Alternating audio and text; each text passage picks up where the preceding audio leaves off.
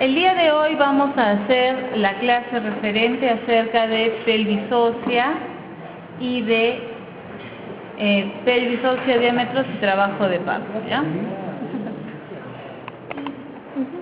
Entonces, comenzamos. La pelvis ósea, hay muchos tipos de pelvis ósea, pero la principal es entender la diferencia entre una pelvis ósea femenina y una masculina. Lo primero que hacemos es observar el estrecho superior.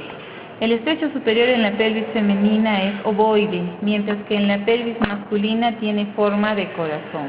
De tal manera que acá los diámetros no son compatibles con una cabeza fetal, en cambio en la femenina sí.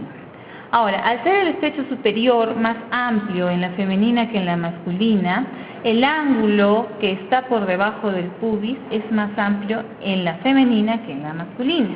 Entonces, en la femenina tenemos un ángulo mayor a 70 a 80 grados, mientras que en la masculina es de 40 a 50 aproximadamente.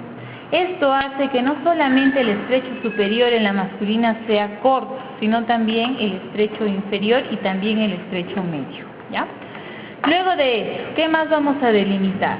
Si ese es el estrecho superior, entonces del estrecho superior para arriba encontramos la pelvis falsa, que es lo que comunica directamente con la cavidad abdominal aquí arriba, mientras que en la región inferior, por debajo del estrecho superior, encontramos el estrecho medio o la pelvis verdadera, ¿no? En realidad el estrecho medio es parte de la pelvis verdadera, que está aquí abajo, que es donde se encuentran todos los órganos intrapélvicos.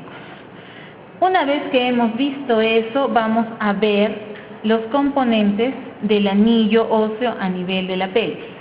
En primer lugar, el anillo óseo está conformado por 3 huesos, 2 pares y un impar. Los 2 pares son los 2 huesos coxales, que a su vez están formados embriológicamente por 3 huesos diferentes.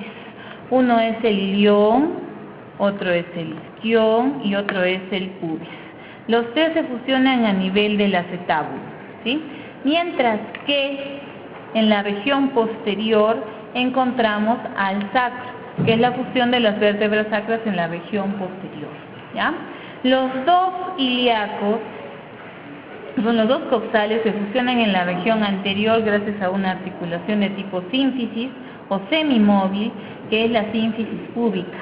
Y en la región posterior se articula con el sacro gracias a la articulación sacroiliaca derecha e izquierda. Esas 3 articulaciones, 2 pares y un impar, se encargan de aumentar los diámetros en el trabajo de parto. Si es que no existieran esas articulaciones o fueran inflexibles, el trabajo de parto no podría darse, porque el primer paso de la cabeza se da a nivel del estrecho superior, ¿sí? Ahora, cuando hablamos de trabajo de parto, tenemos que acordarnos no solamente del estrecho superior, sino también de un estrecho medio, que es un anillo inextensible óseo que está en esta zona, y el estrecho inferior, que se encuentra en la parte inferior de la pelvis, que es el que tiene mayor cantidad de tejidos blandos, ¿no? Ahora, en el estrecho superior tenemos partes. La primera parte es por delante la sínfisis púbica, luego la cresta del pubis, luego la eminencia iliopecínea, y el lugar entre la eminencia iliopecínea y la articulación sacroiliaca se llama la línea innominada. La línea innominada es una línea curva que es más amplia en la parte anterior y menos amplia en la parte posterior, y determina también la posición de algunos diámetros en esa zona. Por detrás de él encontramos las alas del sacro y por detrás el promontorio. Los diámetros en el estrecho superior tienen mucho que ver con las estructuras que acabamos de nombrar. En primer lugar tenemos el conjugado verdadero o el promonto suprapúbico, ¿no es cierto? Este conjugado mide directamente la distancia anteroposterior en este estrecho. Por ende, este nos va a dar origen a todos los tipos de pelvis que conocemos. Si este es amplio, lo más probable es que sea una pelvis de tipo ginecoide, mientras que si es angosto, dependiendo de otras situaciones adicionales, podemos decir que es una pelvis de tipo androide, androcoide o platipeloide. Luego encontramos las líneas innominadas. Y de las líneas innominadas, de las porciones más alejadas trazamos una línea. Ese diámetro es el diámetro transverso máximo, mientras que el diámetro entre las dos eminencias iliopectíneas se va a llamar el transverso mínimo, ¿sí? Luego, de la eminencia iliopectínea de un lado a la articulación sacroiliaca del otro lado se llama los oblicuos, oblicuo derecho y oblicuo izquierdo. Pero los oblicuos deben su nombre no a la eminencia iliopectínea, sino a la articulación sacroiliaca que corresponde. Perdón, a la eminencia iliopectínea, no a la articulación sacroiliaca que corresponde, del otro lado. Entonces hay que tener mucho cuidado cuando vean la posición fetal, porque la posición de la cabeza fetal tiene que medirse según la posición que está la porción occipital de la cabecita, como vamos a recalcar después. Seguimos y encontramos que los diámetros anteroposteriores a nivel de la pelvis femenina son dos. Uno es el conjugado diagonal, que puede ser medido por el tacto vaginal de esta forma, y va desde la porción más inferior del pubis hacia el promontorio. Eso se llama el conjugado promonto-subpubiano, subpúbico. Ese conjugado es el único diámetro medible y mide de 12 a 13 centímetros. En el parto puede ir hasta 13.5. Y en medio de ellos tenemos uno más que va del promontorio a la porción media del pubis, que es el promonto púbico medio, o también llamado conjugado obstétrico, que es el que tiene que ver directamente con el anillo pélvico y el estrecho medio, ¿sí? Por no decir que es el único que lo mide de una forma indirecta. Luego de eso encontramos el estrecho inferior. El estrecho inferior es un estrecho más extensible, donde hay dos situaciones anatómicas importantes. Uno son la posición de las espinas ciáticas. En las espinas ciáticas se insertan los ligamentos sacrociáticos mayor y menor. Entonces, en estas espinas, si fueran muy prominentes, no podría pasar la cabeza. Por eso existe un diámetro entre esos dos, que es el diámetro biciático, que mide aproximadamente unos 10 centímetros. Luego, encontramos el diámetro bisquiático, que está entre las dos tuberosidades isquiáticas, que mide unos 9 a 9.5. En el trabajo de parto se amplía. Son los diámetros que más se amplían gracias a que ahí hay mayor cantidad de tejidos blandos que en otras zonas, ¿ya? Entonces, una vez explorados los diámetros, lo que vamos a hacer es ubicarnos en la cabecita fetal para tratar de entender cómo pasa. En primer lugar, la cabeza fetal tiene que coincidir con los diámetros del estrecho superior, medio e inferior.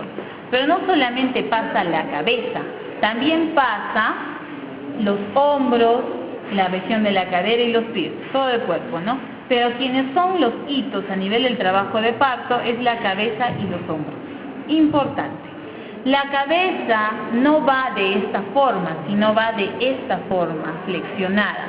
Eso significa que el diámetro que se mide, se va a medir un diámetro entre la parte frontal y la parte occipital.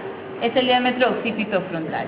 Ese diámetro es de 10 a 11 centímetros dependiendo del tamaño del feto. En promedio es unos 10 centímetros. Si es más grande el diámetro. Este diámetro se tiene que alojar en un diámetro a nivel del estrecho superior. Y en el estrecho superior se va a alojar en el diámetro oblicuo. En mayor frecuencia el oblicuo izquierdo. Luego de eso la cabeza va a ir descendiendo, ¿no es cierto? Y ahí va a ir entrando al segundo plano de Hosch. Cuando entramos al segundo plano de Hosch y ese segundo plano es atravesado, entonces decimos que estamos en un trabajo de parto activo. Eso significa que la cabecita ha terminado de pasar por el estrecho superior y acá está rotando antero-posteriormente. Por ende, en ese momento, que se llama la rotación interna, la cabeza se va a ubicar en los diámetros anteroposteriores. Si nosotros nos ubicamos en los diámetros anteroposteriores, si los diámetros, como son el conjugado diagonal y el obstétrico, coinciden con la cabeza y son más de 12, entonces no va a haber problemas, la cabeza va a descender. Una vez que ha descendido la cabeza ya va a estar coronando e ingresando a un tercer o cuarto plano de Hosch, pero el problema viene con los hombros, como se han dado cuenta. Los hombros terminan en el mismo diámetro en el que ha acabado la cabeza. Entonces, si la cabeza ha acabado en el oblicuo izquierdo, pasará por el oblicuo izquierdo. Si ha acabado por el oblicuo derecho, pasará por el oblicuo derecho. Una vez que ha llegado ahí, como los hombros son grandes y miden 14 centímetros en promedio, los hombros no pueden pasar de esta forma, sino pasan de esta forma, con los brazos hacia adelante flexionados de esta forma, ¿sí? Así. Una vez que ha pasado los hombros por el mismo diámetro, si es que no pasaran por el estrecho medio, la pelvis tiene un sello de seguridad, digamos. ¿Y cuál es el sello de seguridad? Que tenemos dos articulaciones distensibles, que son las articulaciones sacroiliacas atrás y por delante la sínfisis púbica. Entonces, ¿qué pasa? Se abren. ¿Pero cómo se abren? La pelvis hace este movimiento, abriéndose así. Si se abre así, entonces los diámetros en el estrecho superior se hacen más amplios y los del estrecho inferior se hacen más cortitos. Entonces la cabeza pasa y una vez que ha pasado la cabeza, los hombros atraviesan ¿quién? El estrecho medio, ¿no es cierto? Una vez que han atravesado el estrecho medio, quien es el principal, digamos, que evita de que los hombros pasen, van a ser las tuberosidades ciáticas. Entonces ahí los ligamentos sacrociáticos se distienden y ahí pasan por el diámetro oblicuo del estrecho inferior, que va de la espina ciática correspondiente al entrecruzamiento de los ligamentos sacrociáticos del otro lado. Ahí quien marca es la espina ciática. Una vez que pasan por ahí, sale el dedito y se acabó. Pero ¿qué pasó si es que no pasan y los hombros se quedan atorados a nivel del estrecho medio?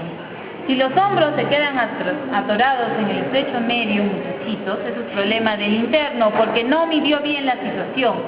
Entonces, cuando pasa ahí y la cabeza está afuera, no te queda otro que presionar para que se abra, ¿no es cierto?, la pelvis. Entonces, ¿cómo presionas? Los pies están acá, el fondo del útero está acá, y tú empujas de hacia arriba hacia abajo. De tal manera que presionas a que la pelvis ceda para que pueda salir la cabeza y pueda salir el cuerpo. Pero el problema es que ya se han distendido lo máximo que se puede, que son 3 centímetros. Entonces, si distiendes más, 2 centímetros más, puedes producir una luxación a nivel de la sínfisis púbica. Y eso significa que la mamá se queda hospitalizada en traumatología 2 meses más. ¿No es cierto? Ya. Entonces, esto se llama negligencia médica. Tienen que medir bien los diámetros. Entonces, pasa los hombros, si es que pasan, y si es que no sigues empujando, y luego recibes al bebé. ¿Ya? Muy bien. Hemos hablado, les he hablado de los planos de Hosch, pero los vamos a delimitar en la pelvis. El primer plano de Hosch pasa por encima justamente del estrecho superior. El segundo plano pasa paralelo por el borde inferior de la sínfisis púbica. El tercero pasa a nivel de S3, una línea paralela, S3 y C1. Y la última pasa a nivel de la última vértebra coccygia hacia afuera. De tal manera que el único plano de Hosch que coincide con algún estrecho es el primero, el resto no. Eso hay que tenerlo bien en cuenta también. Cuando se les pregunte la posición en la que está la cabeza en una determinada figura, en un determinado lugar, entonces lo que tienen que hacer es tener en cuenta 3 cosas. Primero, ¿qué posición tiene la cabeza con respecto a la pelvis? Segundo, ¿en qué plano de Hosch está? ¿Sí? Y tercero, ¿qué diámetro coincide con la cabeza? ¿Pero con qué sutura? Con la sutura que une la fontanela posterior de la anterior. Entonces, esa tiene que coincidir con algún diámetro. ¿Sí? ¿Ya? Muy bien. ¿Alguna duda?